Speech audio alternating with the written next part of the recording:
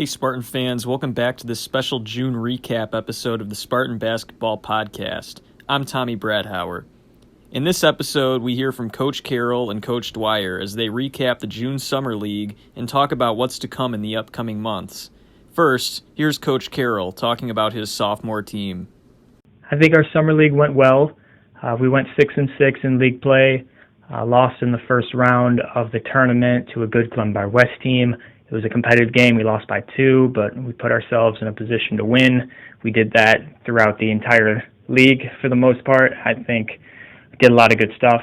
A lot of guys showed significant improvement from where we started in the summer with our first tournament. I think as a team, we really started coming together.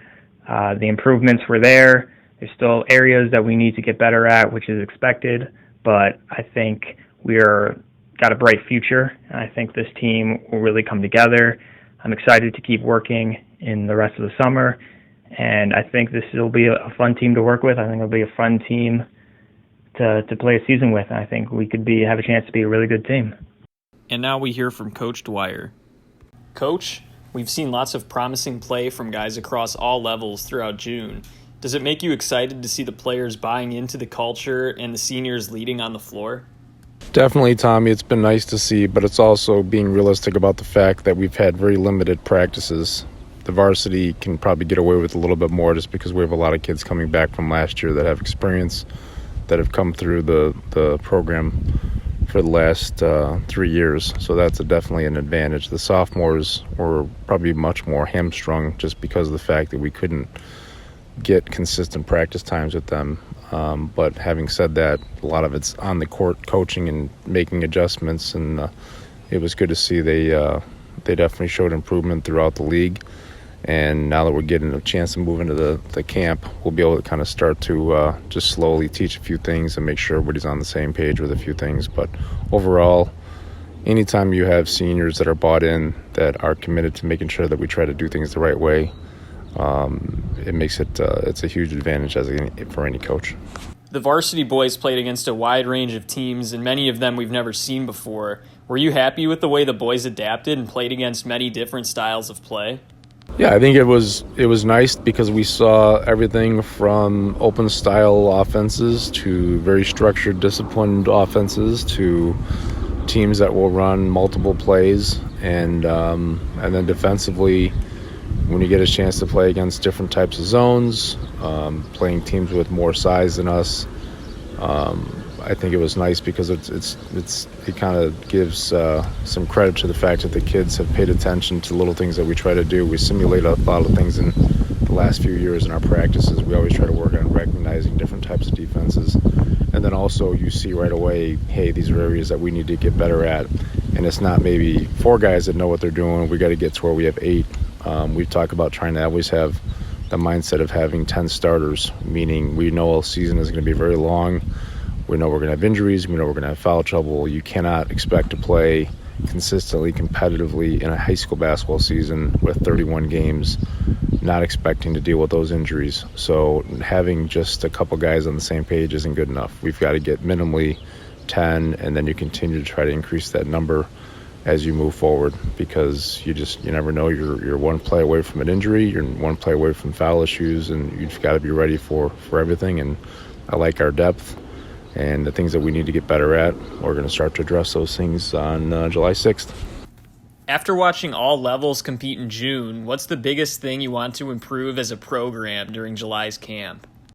I would think about it this way. We've spent a lot of time I've spent a lot of time the last, 3, 4, 5 months looking into different things, always trying to evaluate how we can make sure we do a better job of being more efficient in practices and working on things that will specifically relate to playing better.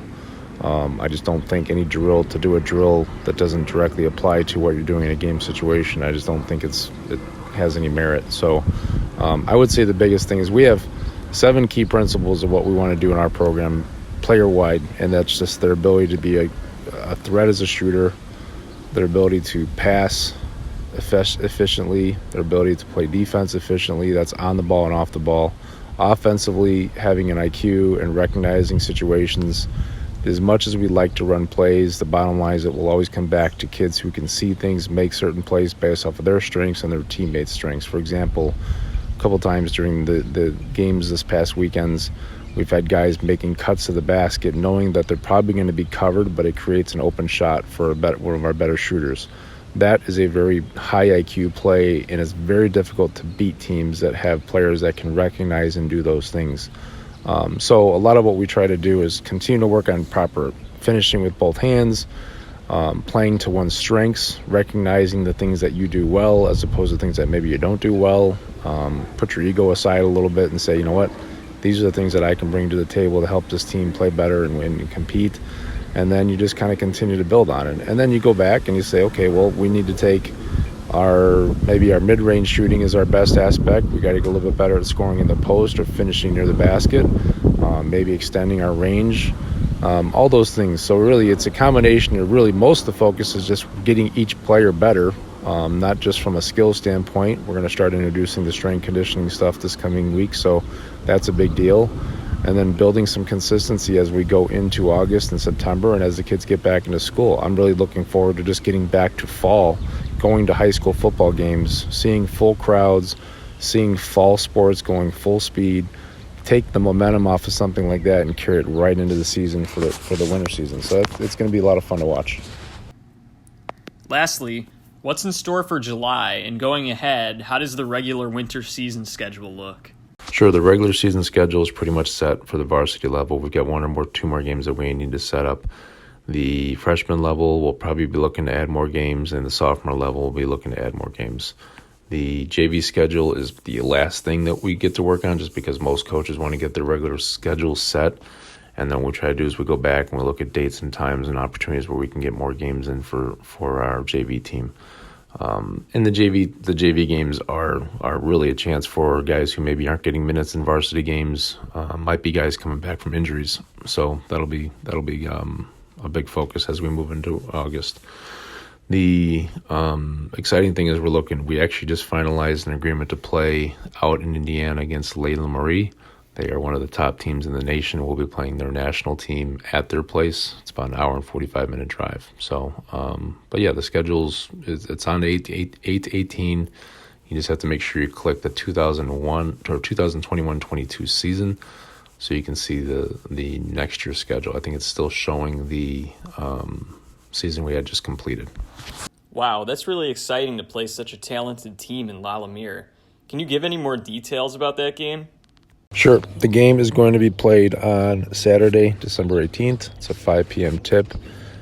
They do not have a freshman and or sophomore level. They have a national team and they have a varsity team. So we're going to be playing against their national team, which is kids from all over the country and kids that are aspiring to be Division I basketball players. So it's a very talented team. It's going to be important for us to play well, play intelligently, and we're going to have to adjust to, I'm sure, their length a little bit, but I think overall it's going to be a lot of fun. The game will be at their campus, which is about an hour and 45 minutes away, and we're looking forward to it because, number one, the more competition you play only makes you better, gives you a chance to gauge yourself against more talent, and I think it's also important because we have kids that are aspiring to play in college, and anytime you can play a game with that many kids being already recruited, it's only going to give them the opportunity to share game film with college coaches that might be interested in seeing how they play. As much as people like seeing the highlight films out there, college coaches want to see full game film. They want to see how a player reacts to failure, how he plays defense, how he reacts to his teammates succeeding, how he responds to coaching, so on and so forth. So it's there's nothing but positives from it, and we're going to treat it no different than any other game. We'll scout them very well. It is going to be kind of cool because there's a 30-second shot clock with them, so we'll be playing a style more similar to what you see in college with shot clocks. The clock does reset to 30 seconds on every offensive rebound, so we're going to need to plan for that and practice that probably for at least a month before we even head out there to play them. So it'll be a great way to start off our Christmas break, and that'll move us right into our York tournament after that Christmas time. So I'm looking forward. It's going to be a lot of fun. As you heard, there is a lot to look forward to going into the 2021-2022 season. Thanks for joining us for our special June Recap podcast. Until next time, I'm Tommy Bradhauer, signing off.